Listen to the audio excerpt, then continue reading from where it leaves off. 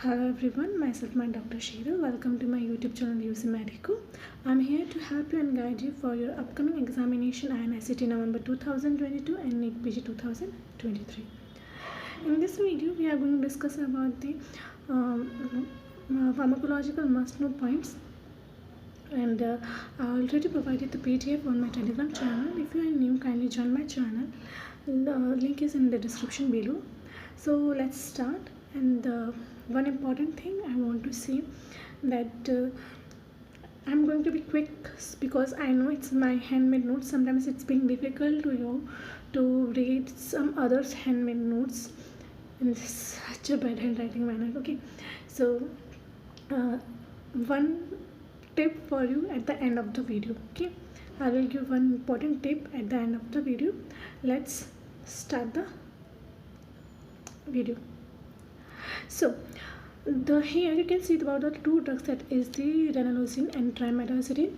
Okay, so these are the cardiac drugs used for the cardiac disease. Ranolazine and trimetazidine both are the PFOX inhibitor. The mechanism of action is by the inhibition of the fatty acid oxidation. Therefore, it helps in the prevention of the free radical formation because free radical injured the cells. Okay, beside the main mechanism of action, ranolazine has other action also, that is it has sodium channel blocking activity. That's why it causes QT prolongation. It also has the weak beta blocking activity. Usually most of the drugs are metabolized by cytochrome P3A4 like this. Let's learn this drug from its word. Here you can see this, the word ranolazine. Okay, let me zoom it for you. This is the ranolazine. The R here indicates that renal toxicity, that is these are unsafe drug for the renal failure patients. We won't give this drug in the renal patient. And when you read it from the right to left, then you realize this Na. Okay, you can read it in Na. This symbol is used for the sodium. Okay, that's why it is its other action is sodium channel blocking activity. This is about the ranolazine. Now, learn about the anti-anginal drugs. First line drugs and second line drugs में इसको divide कर रखा है. So we have divided it into first line drugs and the second line drugs. In first line drugs we use beta blocker and the calcium channel blocker. Those who have already PDF, kindly open the PDF also so that it will so quick for you, and you can watch it in 2x also. Okay, let's again move towards the topic, that is the first line drug and the second line drug. First line drug mainly includes beta blockers, especially we include cardio-selective beta blockers, and calcium channel blockers. Other one is the vasospastic angina. I think I have to wait for the sound. Close. So that the first line drug is the beta blocker and the calcium channel blocker. In beta blockers, we usually use cardio-selective beta blockers. When you read about the angina, that you read about the variant angina and vasospastic angina. Vasospastic angina, you can see the word, that is the vasospastic angina. And what happens in the vasospastic angina? There is the contraction of the blood vessel, that is vessel means vessels and spasm means contraction. That's why the patient get heart attack episode. Okay, so there is already a vasospasm. That's why we won't give patients beta blockers. Therefore beta blockers are contraindicated in patients because it already causes contraction of the blood vessels. Okay, so in the spasm we have to relieve the spasm. That's why we give them calcium channel blockers and the nitrates. Other is the second line drugs, which we already discussed two out of them, that is ranolazine and trimetazidine. Both are the PFOX inhibitor, that is fatty acid oxidation inhibitor. Other one is the ivabradine, that is the most commonly asked drug. Most of the time the question is asked whenever you give GT and subject or test. Sometimes 1 to 2 question is asked about in the NEET also. Okay, so here is ivabradine. You can see this, the word. Okay, read the spelling. There is the brady, there is I, and this is the V. We have to pick these three things: I, V, and the brady. Brady means bradycardia, that means it decreases the heart rate. I is denoted in physics. We use I word for the I letter for the current. That's why it decreases the funny current, that is IF. It inhibits the wernickelate by the inhibition of the HCN channel, that is hyperpolarization of activated cyclic nucleotide. Okay, blocking the first we see the other V also, that is V means the side effect, that is the visual problem. It causes the luminous phenomenon, that is the peripheral brightness during the vision. Okay, and the most important thing when question is asked about in the way of the clinically, in the clinical scenario manner, that drug is given with the beta blocker or the calcium channel blocker, and the patient gets sudden attack, already had an attack, now he has to get an attack, his heart rate is almost less than 50 and around, something like that. Question is given in that kind of a scenario. So in this, when you give ivabradine with the beta blockers or the calcium channel blocker, then you realize that there is the AV block going to happen. That's why usually we are avoid the combination of the drugs. Let's move to the next page, that is from here, that is the lidocaine. Now you already learn about the cardiac drugs that we are giving it in the 5 classification, that and one is class 1, which is divided into 3, A, B and C.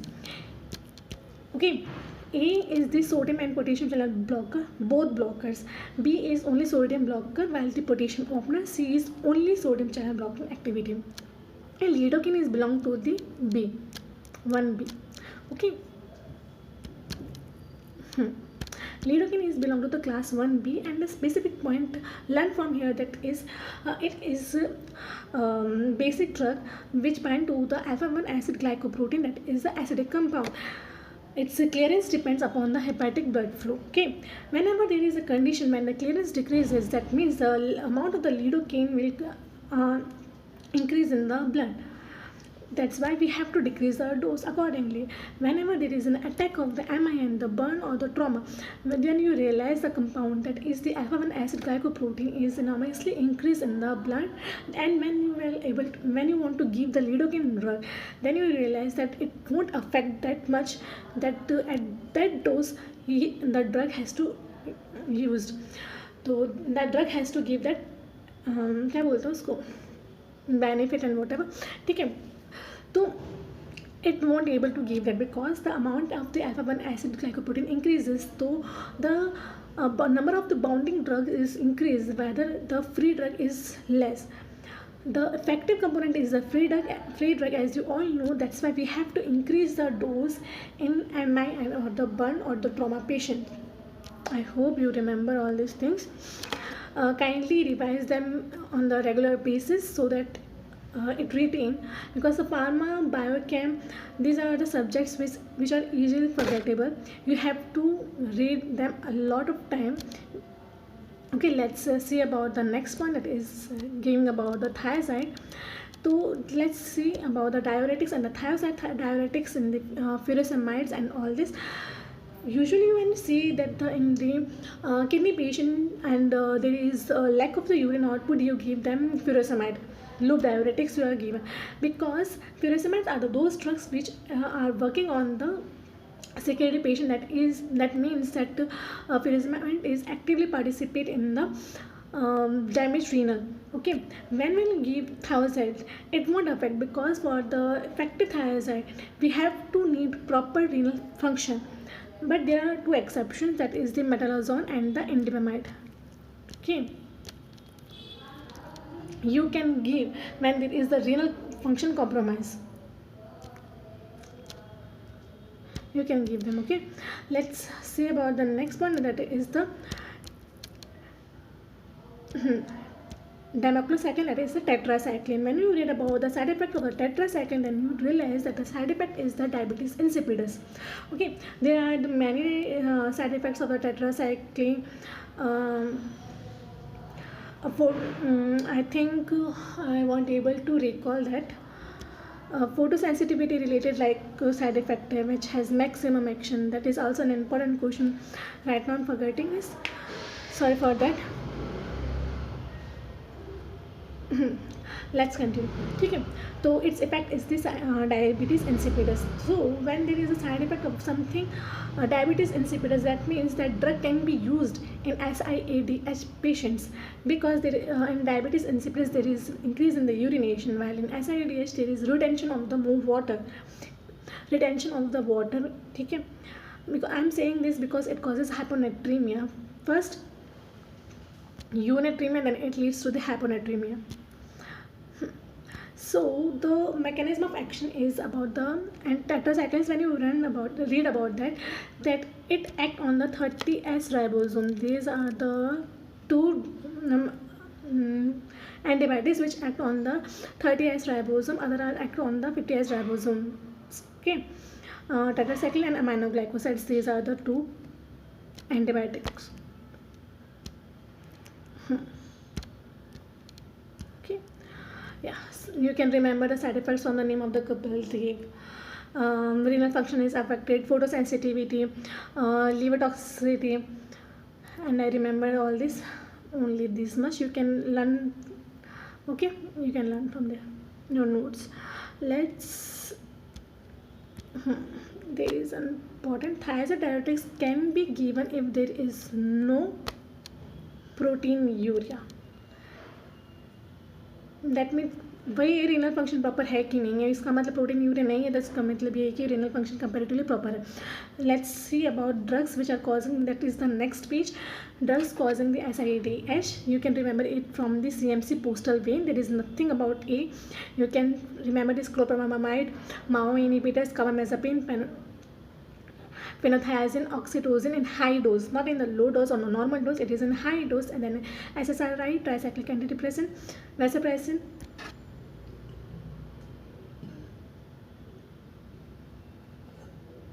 vincristine, and the nicotine.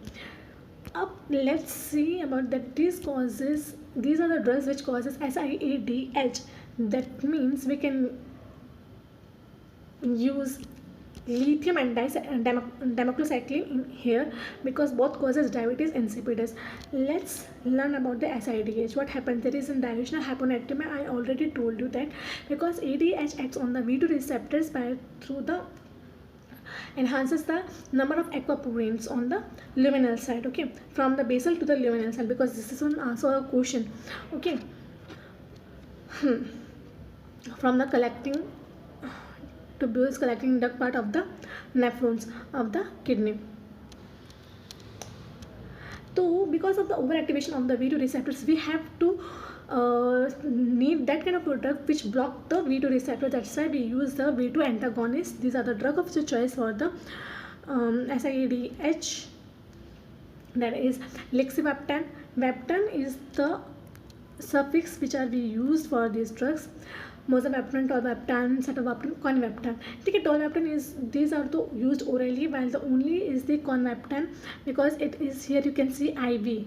Okay, that's why it is given IV route, from the IV route. Okay, now here अब drug of choice, जैसे हमने पढ़ा था कि drug of choice, तो central diabetes insipidus के लिए जो ड्रग ऑफ चॉइस होती है वो डेस्मोप्रेसिन होती है, because it's act like a V2 analog.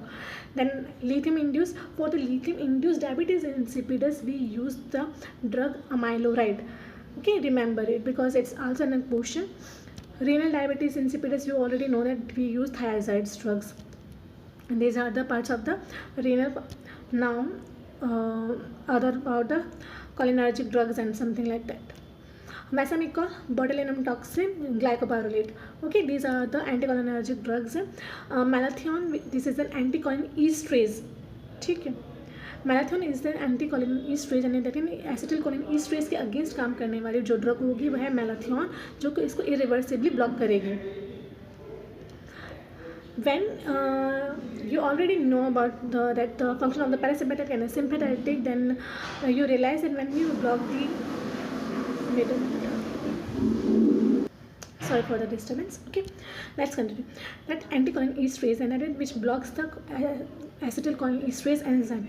That's why the activity of the acetylcholine increases. It increases the diarrhea, lacrimation, and other things. I hope you already knew that.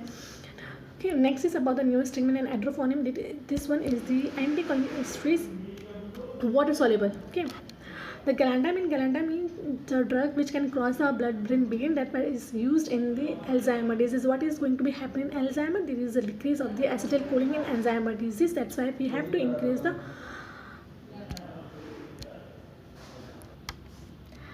in Alzheimer disease. There is a decrease of acetylcholine. That's why we have to increase the amount of the acetylcholine. That's why we give the cholinergic drugs like rivastigmine, donepezil, galantamine,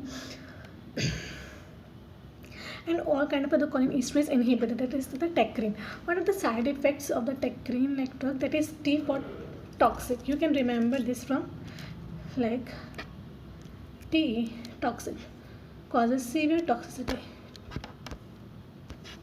to the almost whenever you realize that you are not remember that which kind of a toxicity is causes, that always remember that it causes hepatotoxicity, because most of the drugs are metabolized in the liver. A few NMDA blockers, you can remember it from the memantine and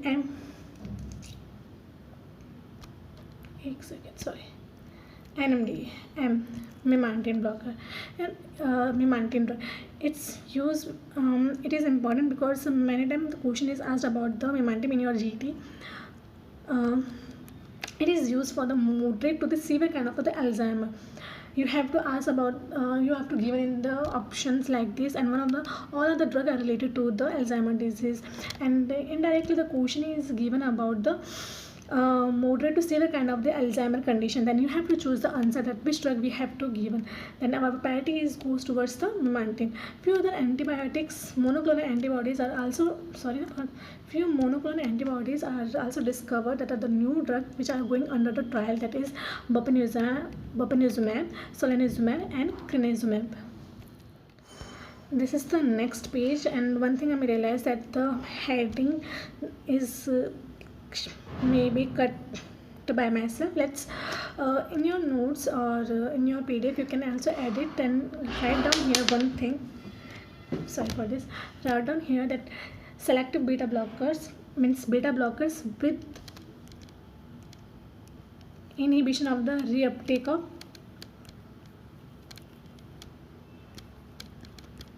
norepinephrine. Okay, though kindly edit in your PDF that it is, you can already see that there is the norepinephrine already written, and here is the mark. Here is the norepinephrine reuptake, and you inhibit this norepinephrine. The first drug here is that is the labetalol. Okay, same we are read from the words. What is word going to tell us about this? So you can read first thing is the labetalol. Here you can see this, there is two words B and A. Read from the right to the left, and we realize that it has beta blocking property and the alpha blocking property, with also it has norepinephrine blocking reuptake property also. Okay, so in obstetric you already learned about this drug, that it helps in the hypertensive emergency in the pregnancy. Now you can learn from here, came from the word that is L for liver, and it also causes hepatotoxicity because it causes the decrease in the blood pressure. Then sometimes it may cause the postural hypotension. This is also the important side effect of this drug, that is the labetalol. Here is the carvedilol. Here you can also learn that dilol is used for the beta blockers. Here I mean to say lol words, all and lol. These are the words for the beta blockers. Here you can also see two letters in the spelling of the carvedilol, that is the alpha and this aminosis A and the C. A for the alpha blocking property and C for the calcium channel blocking activity. With this you can also remember this, you have to also remember that it has also anti-inflammatory activity and antioxidant property. Carvedilol is also an important drug. It is also used in the heart failure and the hypertension and congestive cardiac failure. Let's see about the sotalol. It is also beta blocker property, but it has another property, that it has potassium channel blocking property. Okay, it has potassium channel blocking property. That's why it included in the class 3 antiarrhythmic drugs. Okay, I already told you that there is 5 classes: class 1, class 2, class 3, and class 4, and the class 5. Class 5 is for the others. I think so class 4 tak. I don't remember right now, but let's focus here that there is the class 3 antiarrhythmic drugs because it has a potassium channel blocking activity. That's why it also causes the QT prolongation. Sotalol is excreted through the kidney and it is the lipid soluble drug. Usually we usually there are most of them lipid soluble drugs. Few are the water soluble drugs. That is the newest segment. Okay, you already learned that.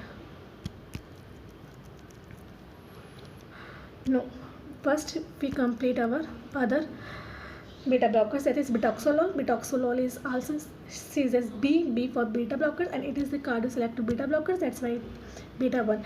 Because of the beta 1 activity blocking, it is safe in the asthmatic patients. Beta 2 receptors are present in the respiratory system, and when you keep that kind of a beta blockers which also blocks the beta 2, it causes the bronchospasm. That's why that drugs are usually contraindicated in asthmatic patients. Betoxolol has also calcium channel blocking activity also. There are 2 questions here. One is here, celiprolol. Celiprolol is eliminated through the renal route, and one is important question is atenolol. Atenolol is the longer acting than the metoprolol. Okay, now other drugs. Antimuscarinic drug, that is atropine. Other than atropine, drugs which has the anticholinergic properties. These are the important because it helps in the remembering of the side effects. Tricyclic antidepressants, imipramine and the amitriptyline has the maximum anticholinergic activity in their group. Antipsychotics, thyroidazole and clozapine. Skeletal muscle relaxations, pancuronium and the galantamine. Okay. And the class 1A antiarrhythmic. Class 1A antiarrhythmic, I already told you about this. That is, these are the sodium and the potassium both channel blockers. That is the queen, pyramid, and the claim. You can remember from this that queen claims these pyramids are mine. Quinidine, procainamide, and the diazopyramide. Diazopyramide has the highest anticholinergic action.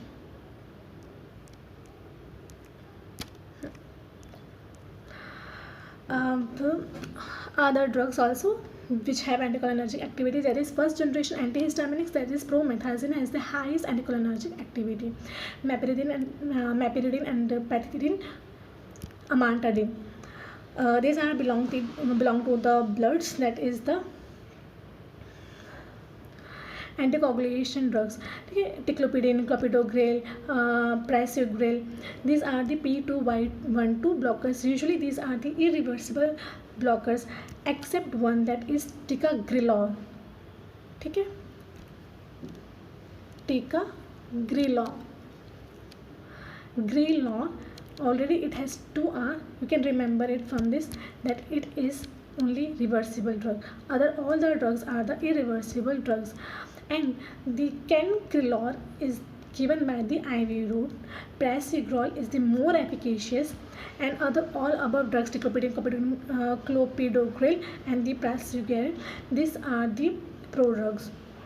And the most important thing about the question almost asked in your in 2 to 3 times every GT or alternate GT, you find this question that in clinical scenario manner you can find that this patient has taken clopidogrel and still and patient taking antacid drug, and still the reason that we give the anticoagulants is not working. The reason behind this, that is the clopidogrel is activated by cytochrome P2C19.